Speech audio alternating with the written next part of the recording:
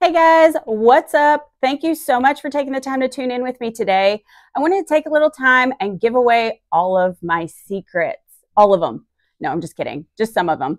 But how I find these amazing dispersed camping sites. But before I do, I wanted to talk to you about the difference between dispersed camping and regular traditional campsites that you pay for. So let's dive in. All right, guys, so regular campsites, you have to usually pay a fee anywhere from $5 to $30 to maybe $75. I had to pay $75 out in California for a few nights along the coast because there's not that much dispersed camping available in very popular and populated areas. So it is a little bit more difficult if you're planning routes through those areas to find the dispersed camping. Obviously, that can be pretty hard on the budget if you're making a lifestyle out of this. So you really want to try and get good at finding those dispersed camping sites to where you don't have to pay a fee. Some of the pros of the established campsites is the road conditions to get to that campsite is much better conditions than the roads to get to the dispersed camping. Another pro to having an established campsite is the amenities. So you can have either water or electric at your campsites. You can also have hot shower houses at the campsite with the bathrooms included in the fee that you're paying. So those amenities really come in handy if you don't want to lug in all your water or if you don't have solar capabilities. This is really useful for that type of setup. Another pro to paid campsites is you can camp in some really cool places that are established, like in national parks and stuff like that, whereas you may not be able to camp in some of the national parks without paying a fee to camp at one of those campsites. Some of the cons of having an established paid campsite is that the price, first of all, you have to pay quite a bit sometimes to stay at these places. And if you're on a budget and living that nomadic lifestyle, the dispersed camping is really the way that you want to try to go as much as you can or as often as you can. Some of the cons of the established campsites is other people. And I'm one of those people that really enjoys solitude when I'm out there. So I enjoy finding that campsite that's out away from people that you don't have to worry about. Some of these established campsites are like parking lots, so it just really depends on your style of camping and what you enjoy. I traveled all the way up the coast of California and through Oregon and Washington, taking the 1 and the 101 the whole way. And along that area of the United States, there's really not that much dispersed camping, so I had to rely heavily on the paid camping along the way to get to my destination. But one of the cool things about that was meeting people and all the cool people that I met along the way, whereas if I was in dispersed camping, I would have met those people and had the same experience that I did. So those people really made my trip a whole lot more enjoyable and interesting. And, you know, that's a pro, but also a con if you want solitude. So it just depends on where you're at and what you enjoy doing and the atmosphere that you enjoy while you camp. The paid established camping is probably going to be really good for those newer campers who are trying to get experience or try out a setup to where you have the amenities to really help you out if you do run into a snag or a problem, if you're not set up for going further out into the wilderness. And if you're not equipped to make it out into the middle of nowhere and, you know, sustain yourself safely, then an established campsite is probably going to be your go-to for the first couple times that you go camping until you gain that experience to venture out further. So let's talk about dispersed camping and what that actually is and how to find these dispersed campsites as well. But like I said, before I give away all my secrets, let me talk about dispersed camping first. Dispersed camping is on public land, and it's usually available for everybody to be able to use. There's national forests and BLM land, and a lot of those places allow you to camp for like up to 14 days is typically the allotment of time. And if there's less time available, usually there will be a sign posted in dispersed camping areas telling you your time limitations on how long you can stay there for free. These dispersed campsites take a lot of time and planning, and you have to do a lot of research to make sure that you're in the right area, because some of these campsites have also been closed due to some natural disaster or rehabilitation of the land. So you really have to pay attention to what's going on, make sure you do your research. A lot of times you do have to be cautious as well that you're not camping on somebody else's private property. And I'll show you exactly how I map out and what I do here in just a second. Some of the pros of dispersed camping is that, one, it's free. So you can go camp for usually up to about 14 days for free out in the middle of nowhere. So it's more secluded as well because you have less people that make it out to these destinations. Some of the cons with dispersed camping is the road accessibility. So when you think about your clearance on your vehicle, like I tow a vintage camper and I don't have very high clearance. I have a little Honda CRV, so I have to be very cautious in the roads that I'm mapping out to get to my destination to make sure that I don't find myself in a pickle, because Lord knows I don't want to find myself in a pickle when I'm out there by myself in the middle of nowhere. So you really have to take into consideration what those road conditions are like. Do all your research before you go to make sure that you're not getting stuck.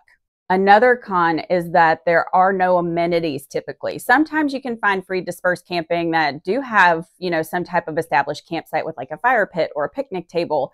But a lot of times you're not going to have that. You're going to have just a spot that you can camp with, maybe a makeshift fireplace in it, and there might be pit toilets in the general area that you're camping to be able to use while you're out, but there's no running water, there's no like real amenities out there. And a pit toilet is seen as an amenity when you can find a dispersed campsite with a pit toilet, because it is very basic and primitive. Another con to dispersed camping is that you have to bring all of your own gear, so you have to carry in everything that you're going to use while you're camping out in the wild.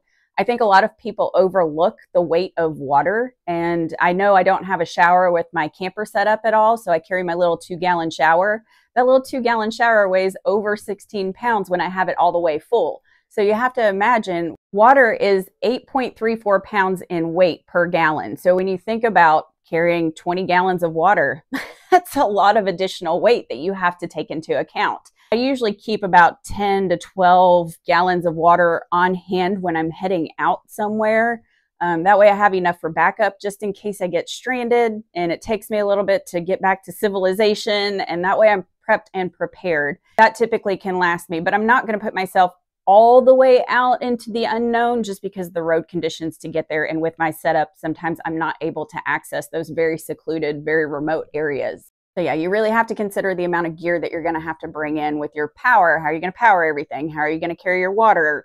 Does your vehicle have enough towing capacity to add all these additional things to tow out there? Or are you towing? Or are you in a high clearance van or whatever it is that you're camping? And you really just have to map out and know what you're capable of doing and what you're not capable of doing when you make these decisions.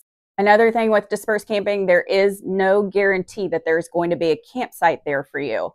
And I think that's why it's important to get to know the apps that you're using. And we'll dive into that here in just 1 second to teach you just a little bit more about how to use the apps, how to find a dispersed campsite for you that will fit your needs.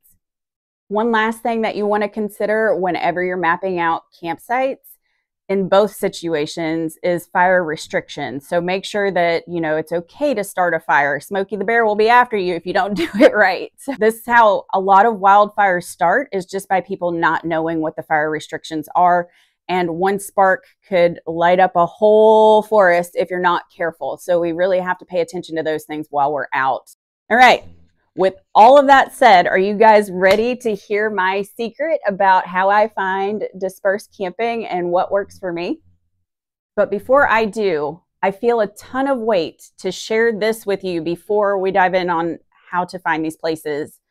Make sure you leave it better than you found it, because if I'm giving away my secrets, I want to make sure that people are understanding when they go out that if we don't all take charge and take care of the land that we camp on, those sites aren't going to be available to us anymore. And the more people that take care of it while we're out there, the more accessibility we'll have to these awesome locations that are free to camp. So please, please, please be responsible while you're out and clean up after yourself and pick up extra trash if you have the capabilities to do so, because that will help future generations be able to enjoy the same thing that we just enjoyed. So let's talk about the app that I typically use. I use iOverlander, and that is the app that I became comfortable with in 2019, using that app as I travel. There is a learning curve. I'm not going to lie to any of the apps that you choose to use to find these free locations. There's also freecampsites.net that's really good. There's Campendium. I haven't used that, but a lot of people swear by that one. And there's Free Roam. There's numerous other ones, but those are the ones that I typically hear the most about people using.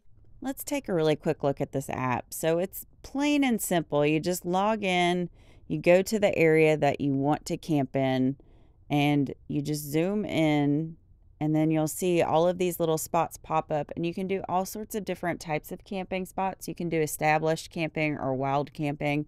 I have it set for all the campsites just to take a look and see what's available. Here you'll find all the descriptions and everything you need to know about the campsite. Take your time and read all of the descriptions. And look at how relevant they are too. Check out the dates to make sure that they were more recent. Really take your time and familiarize yourself with this app, because reading all of these descriptions, sometimes I would read them and I would miss something if I didn't read all of it. And then there's also a place where you can put filters on to put all the things that you want to take a look at on the map. So if I marked every single one of these, it would show me all of the locations for everything marked, which is really cool. There's also a place to look at pictures. Not all of the sites have pictures uploaded. It is really nice when people take the time to do that, so you can get a better sense of the space before you get there. I hope that helps. When I try to find a new campsite, I'll have I'll have 2 or 3 places that I have mapped out to go within 2.5 to 3 hours from my current location. I leave in the afternoon, so that will give me plenty of time when I get somewhere before the sun sets to figure out if I'm comfortable, if I feel good, if the description that I read in my app was accurate to the location that I want to stay. And I'll have a moment to check it out and really get a vibe and a feel for the place to make sure that I feel comfortable there. I don't like arriving at campsites at night. It's very scary. You can't see where you're going. You don't know who's around you. You don't know what your surroundings are. So if you're traveling solo, especially, you want to leave in the afternoon to give yourself plenty of time to get somewhere, to make sure that that place feels comfortable to you. You always got to go with your gut, always. If I leave in the afternoon and it's 2.5 to 3 hours and I'm getting there between like 2:30 to 4 o'clock, that's usually enough time to figure out, is this okay? And give yourself enough opportunity to get to another location. I've had to do this several times where I pull up to a campsite and I'm like, oh, this doesn't really match what I read, because there wasn't that much in the description, but it was one of the only options that you saw and you wanted to go check it out, but you have your option B or C available as well to make sure you give yourself that additional time to get to a safe place. Also, something to take into consideration while using these apps is I don't have a stealthy looking camper. So people see the U-Haul and they know it's not a normal camper. It's very unique. It stands out like a sore thumb. So stealth camping is kind of out of the picture for me. Finding stealth camping in this camper is very difficult. So I usually try to take that into consideration too, so I don't ruin it for somebody else down the road by camping in a stealth camping spot and getting that terrible knock on the door at like 3 a.m. saying that you're in the wrong spot. And I don't want to do that because a lot of those places close as a result to people doing that. There's also Harvest Host and Boondockers Welcome, and there are membership fees annually for those, but you can find some pretty awesome locations along the way. And, you know, if you need intermittent camping between the dispersed camping and the paid camping, if you're planning out a massive trip, then this is another option to fill in those gaps if you can't find a safe dispersed campsite or a regular paid established campsite. I always like to have a lot of different things in my pocket to make sure that I can get to where I need to go safely. Okay, back to iOverlander. The 2 things that I really hone in on when I'm looking for a dispersed campsite is the accessibility, so the road conditions, and also the cell service. But the road conditions are very important because I do have a vintage old camper and I want to make sure that I'm not taking it down a road where I'm going to get it stuck. I don't have high clearance. And if you get onto like those washboard, potholy roads, typically what the service roads look like in national forests, in most of the areas to get to, they're pretty tumultuous roads to get out there. And you just have to make sure that you have the setup to be able to do it. That's where having a higher clearance van or a truck type setup, that comes in handy if you're trying to get to those more remote areas. Having cell service, especially being a solo female camper, is essential when you're looking for a campsite. I don't want to be in a place where I'm not going to have cell service. I typically try to avoid those campsites. If I think I'm going to be out of touch, or if I feel like I may not have cell service, I always establish a time to call my family, let them know where I'm going to be, what time I think I might be there from, till when, and just give them all the details to make sure that if I don't check in at my established check-in time, that there may be a problem. Another thing that you want to look for on iOverlander is comments about how people feel when they're there. Does it feel safe while you're there? Because if it doesn't feel safe, or if somebody said they had a negative experience because of maybe a local coming by and shining a light in their camper while they were trying to sleep, that is some scary stuff that can go down while you're out in dispersed camping land.